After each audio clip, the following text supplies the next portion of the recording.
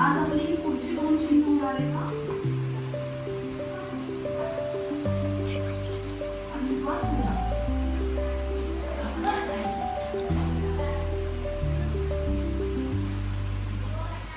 रांगोळीची ही रांगोळी आपली व्यवस्थित नाही त्यामुळे छान करणार नाही. फक्त टेक्निक समजून घ्या. मूठ घट्ट भरायची आणि एका वेळेला 5 रेषा काढण्याचा प्रयत्न करायचा. ह्या रेषांची प्रॅक्टिस तुम्हाला 3-4 दिवस करायची आणि त्या जेव्हा 5ही नीट पडतील त्यावेळेला असं डिझाईन सुरू करायचं. कळलं? हा आपल्या दाढीचा मुख्य बेस असतो. हे आलंच पाहिजे. आता हे नाही जमलं तर पुढचा पर्याय आपल्याकडे हा आहे.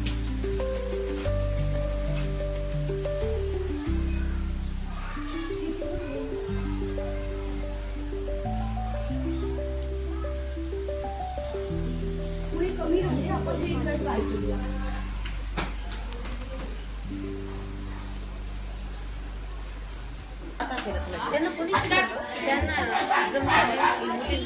ह्या शिकवायला येतात ना. अरे वा. त्यांना म्हटलं ना आम्ही पहिल्या खूपच चांगल्या रांगोळ्या काढायची पण आता मी बंद केलं. वही राहून आणि बसवतही नाही.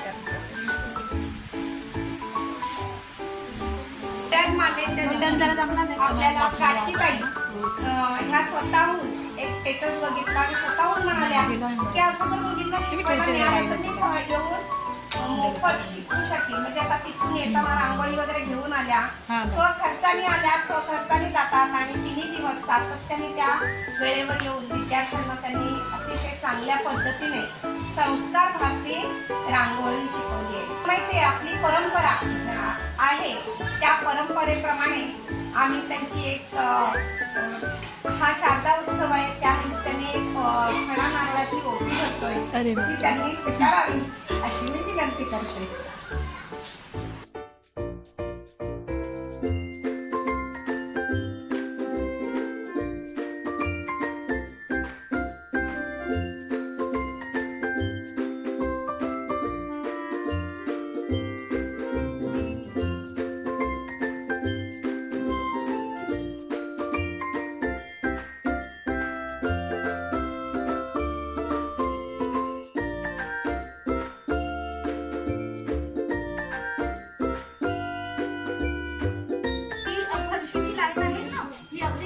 समजायची. ओके.